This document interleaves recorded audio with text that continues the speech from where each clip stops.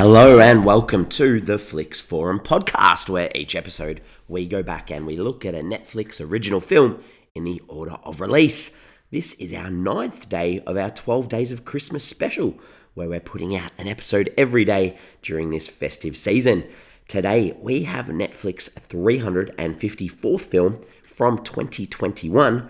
It's the Turkish drama called Paper Lives, or Kağıttan Hayatlar. It's directed by Can Ulkay and stars Cagatay Ulusoy, Emir Ali Dogrul, Ersin Arici, Turgay, Tanulku, and Selen, Ozturk. I'm Jesse. I'm your host. Thanks for joining me today for this episode. As always, if you haven't seen this film and you're keen on checking it out, give us a pause and come back a little bit later on. I probably would recommend not listening to this one if you haven't seen the film, because it does have a couple of twists and turns at the end of the film, which we will discuss as we go. We do kick the show off with the Fast Flicks, where we do a quick little summary of what the film is all about. So this one is about a man struggling on the streets who takes in a kid who he sees reflections of himself in. So this is definitely a drama, and definitely covers some pretty heavy material for those that are interested. What can we find out about this film? How did it end up on Netflix? So some translations around the world. So in the original Turkish translation is Paper Lives, so that goes across to English. In Portuguese, it's called Children of Istanbul. In French, it's called Crumpled Lives. That's a little bit depressing. In German, it's called Life is Like a Piece of Paper.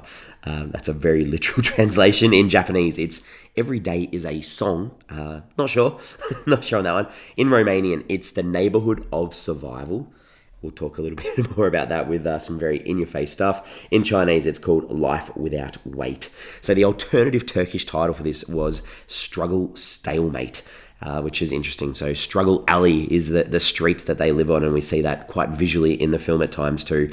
In Vietnamese, this was also called Fragile Life, and the working title was Struggle Alley for this film. The film was produced by OGM Pictures for Netflix and was shot during the late summer of 2020 on location in Istanbul in Turkey. Mehmet, who is our main protagonist in this film, that's his name. It's the Turkish form of Muhammad, who's the closest surviving male relative, and eventual successor was Ali, who is the young boy in this film too. So some meaningful titles for the characters in this film. This did hit Netflix on the 12th of March 2021, and it did have 5 wins and a further 2 nominations across award ceremonies. So it won all 5 at the International Izmir Film Festival for Best Actor, Best Supporting Actor, Best Screenplay, Best Director and Best Film, and it was nominated at the Alikli Gazette TV Star Awards for Best Movie and Best Actor as well. What are the critics and audiences saying about this film? So on Rotten Tomatoes, it doesn't have a critic consensus, has 4 reviews, 3 of them are fresh, 1 is rotten. The audience, super positive, sits at 84%. That's on more than 100 ratings, so I'd say quite solid there from the audience. If we go to IMDb, a 6.6 out of 10, which again, very solid on 14,000 ratings, and on Letterboxd, sits at a 3 out of 5 on nearly 11,000 ratings, and has been logged by 18,000 people. So not a lot from critics. There's nothing on Metacritic for this one, but audiences seem to be enjoying this film. What are my early thoughts on this film? I feel like this had every opportunity to be an excellent film, sort of highlighting issues of kids on the streets and mental health issues that this can create generationally almost. Unfortunately, instead of sticking to that and highlighting it, they go on these twist endings that take away from what should have been an impactful film. So I'm on the borderline with this one. It's solid, but it didn't quite land for me. Let's talk about the characters. I've mentioned our 2 main characters already, but Mehmet, this is our main guy. He's very ill, physically and mentally. He needs a kidney transplant. He's pretty much dying. And his job in life is that he collects trash from the streets to make ends meet. And he's sort of like the boss of these trash collectors. And this is where he comes across this young boy, Ali, who's running away from poverty and abuse, and he sees himself in him. So he takes him under his wing, and he has this bucket list in his life that he wants to get done before he passes away. And the top of this is to find his mother, and that's a key role with a lot of these people that are working the streets and collecting trash is that they don't have a mother figure in their lives. Like I said, he runs this trash collecting factory, and he's almost like the godfather, I guess, of the men who are down and out of work and are working there too. Ali is this boy that I mentioned that Mehmet finds in this big bag of trash, and he's been sent off by his mother to try and find a better life than she can offer. So we that's where he's at. It's hard to talk about these characters without, and I've said I'm going to spoil this film anyway, but I probably will drop something soon about these characters. Gonzalez is Mehet's best friend, sees him as his brother. He's there for him. He stands up for him. He looks out for him all the time, even if Mehet isn't very nice to him in return. And the only other character, I guess, is Uncle Tashin.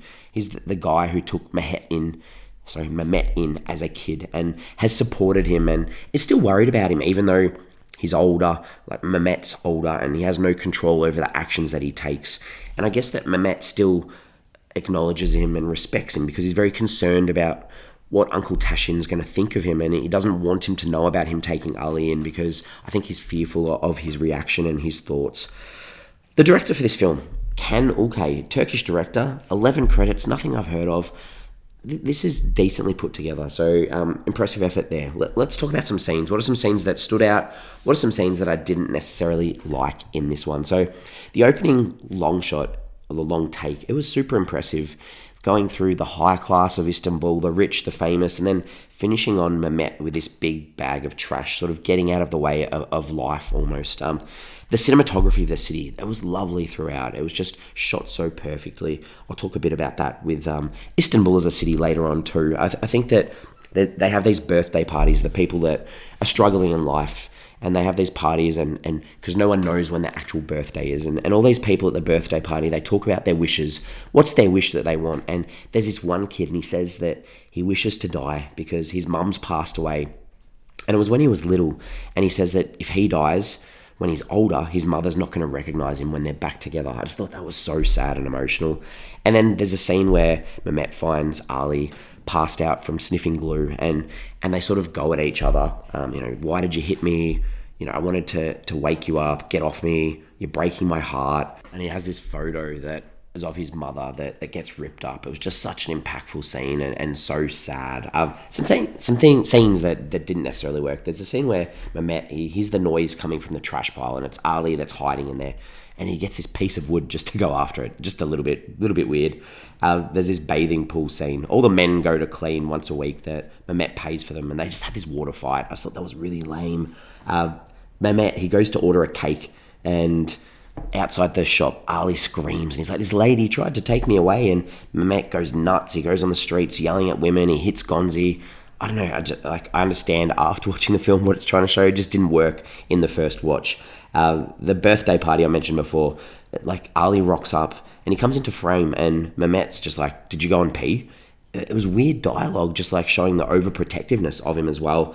And finally, Mehmet wakes up one morning and Ali's not in his bed. So again, he goes on this frantic run through the streets, screaming and yelling.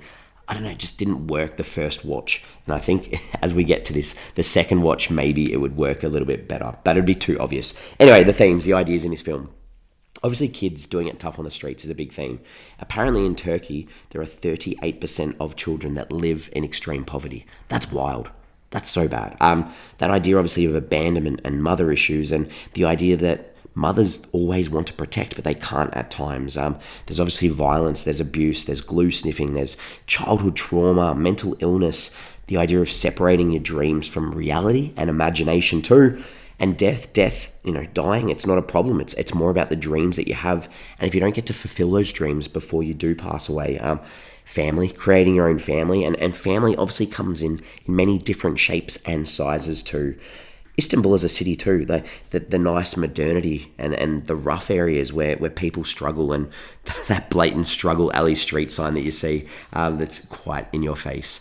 What did I take away from this film? The main guy playing Mehmet, Post Malone lookalike. I honestly thought the whole film I was watching Post Malone in a film. That's a random thought from me, but if anyone else thinks it, please do let me know. What did I take away from this film? There's a moment where they're in the car together. I think the uncle and Gonzi and Mehmet, they're in the car, and the radio in the background's talking about a yellow alarm for rain. I'm very intrigued. I've never heard of a yellow alarm for rain. If anyone understands this, please do let me know. The question, I haven't really spoken about it much, but the surprise ending, I guess, I need to talk about it. Like, the surprise ending is that Ali has been a figment of his imagination, of Mehmet's, it's him as a younger child that he sees through this young kid, and everyone around him knows that this kid Ali doesn't actually exist, and they go through flashbacks showing you that he wasn't actually there. Like, the idea, why hasn't Mehmet received some kind of psychiatric treatment? He's obviously getting treatment for his kidney. Why hasn't anyone helped him mentally as well? I don't know. I really, the end just sort of disappointed me. I would say it just felt too in your face and not quite needed when you've got such important themes and ideas that you're trying to show as well. The struggle Ali Street sign in the film, like, it was way too much. Like, we get it. We understand where this film's going. I'm ready to wrap this up. We give the film a rating out of 5. For me, I think it was more, like I said, I think I'm more disappointed than anything. It's a decent film, but it should have done so much better with the performances and the material it had. I just feel like those endings, the ending and the twists at the end, they just didn't stand for me. So that's where my disappointment is. We're on socials. We have Instagram, we have Facebook, and we have X, formerly known as Twitter. The question I wanted to put out there for this episode is the idea of having rice with ketchup or tomato sauce. Is it any good? This is obviously a staple diet or a staple food item that people have, and apparently it's tasty. I haven't tried it. I'm intrigued. Maybe I do need to try it. Or, I don't know. I just find it a little bit weird that you chuck some tomato sauce on some rice. But I guess if you haven't got anything, that's what you need to do to make ends meet. Other than that, we are back again tomorrow. Tomorrow we have another international film from 2021. It's the Brazilian action comedy called Get the Goat, or Cabras da Peste. It's directed by Vitor Brandt and stars Victor Allen, Evelyn Castro, Julian Casari, and Matthias Nakelgale. Cool. All right. Get the Goat comedy. I'm sure it's going to be hilarious. We'll have to come and find out tomorrow to see what I think. Other than that, I will see you then.